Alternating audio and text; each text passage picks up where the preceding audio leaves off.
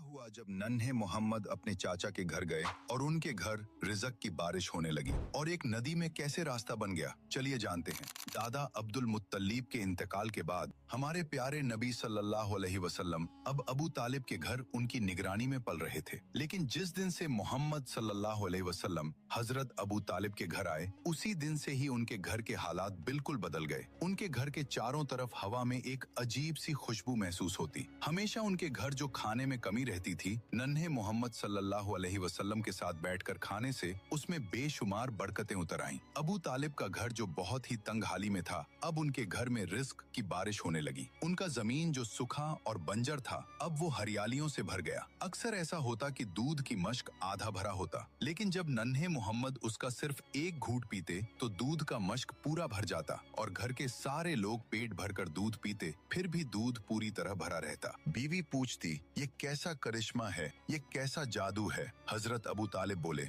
ये कोई करिश्मा नहीं, ये मेरे भतीजे मोहम्मद की बरकत है। अबू तालिब जब बच्चों को मोहम्मद सल्लल्लाहु अलैहि वसल्लम के साथ खेलते देखते तो उनके दिल में एक अजीब सा सुकून का एहसास होता। वो अपने दिल ही दिल में कहते, ये बच्चा अजीब है, अल्लाह ताला इस बच्चे को किसी बड़े काम के लिए तैयार कर रहा है। वैसे तो दादा हजरत अब्दुल मुत्तलिब का साया उठ चुका था, लेकिन उनके इंतकाल से पहले की वसीयत पूरी हुई। अबू तालिब ने उस वक्त से हुजूर सल्लल्लाहु अलैहि वसल्लम को अपने बेटे की तरह पाला और उनके लिए अपना सब कुछ कुर्बान करने को तैयार थे। और इस तरह नन्हे मोहम्मद की परवरिश अबू तालिब के घर होती रही। जब आप सल्लल्लाहु अलैहि वसल्लम की उम्र 10 साल हुई तो आप अपने चाचा जुबैर के साथ यमन की तरफ सफर के लिए निकले। गर्म रेगिस्तान की हवाओं में काफिले के कदम धीरे धीरे यमन की तरफ बढ़ रहे थे, लेकिन रास्ते में एक अजीब वाकया हुआ। एक वादी में एक ऊंट लोगों को गुजरने से रोक रहा था। जब उस ऊंट ने आपको देखा तो अपना सीना जमीन पर रगड़ने लगा, तो आप अपने ऊंट से उतरकर उस ऊंट पर सवार हो गए और जब वादी के दूसरे तरफ पहुंचे तो आपने उस ऊंट को छोड़ दिया। जब आप काफिले के साथ सफर से वापस लौटे तो देखा कि वो वादी पानी से भर गया है। आपने काफिले वालों से कहा, सारे लोग मेरे पीछे पीछे आ जाओ। जब आपने उस वादी में अपना पहला कदम रखा, तभी अल्लाह ताला ने अपना करिश्मा दिखाया और पानी को एक ही लम्हे में खुश्क कर दिया। हजरत मोहम्मद सल्लल्लाहु अलैहि वसल्लम और काफिले के लोग आसानी से वादी पार कर गए। जब काफिला सलामती के साथ मक्का लौटा तो लोगों ने सारा वाकया शहर वालों को सुनाया। तो लोगों ने कहा, इस बच्चे की शान बहुत निराली है। सुभान अल्लाह। जो लोग नबी पाक से सच्ची मोहब्बत करते हैं तो दिल से लिखिए, आई लव मोहम्मद। और